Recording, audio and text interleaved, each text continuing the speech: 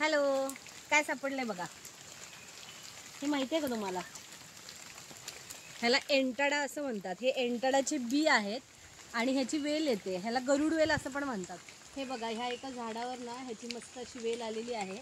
ह्या झाडाला अशा शेंगा असतात. आता ही शेंग वाळली आहे. ॲक्च्युली अशा हिरव्यागार मस्त शेंगा असतात. तर हे ना पेन रिलीफ म्हणून वापरतात. म्हणजे हे फोडायचं, फोडल्यानंतर ह्याच्यामध्ये आत एक बी असतं. ते सहाण्यावर उघडायचं, उघडून त्याचा लेप लावायचा. जर तुम्हाला कंबरदुखी असेल, तुमचे गुडघे दुखत असतील, पाठ दुखत असतील किंवा कुठलंही पेन असेल तर त्याच्यावर ना लेप लावतात ह्याचा. आणि त्याच्यानंतर तो लेप एक कंटिन्युअसली मे बी 8-10 दिवस लावल्यानंतर तुमचं त्या ठिकाणचं पेन पूर्णपणे जातं आहे. हे खूप रेअर आहे, खूप कमी ठिकाणी सापडतं आहे.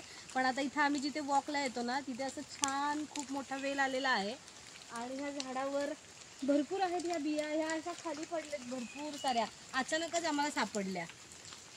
तुम्हाला माहीत असतील तर मला नक्की टॅग करून सांगा की तुम्हाला हे माहिती आहे म्हणून. थँक्यू.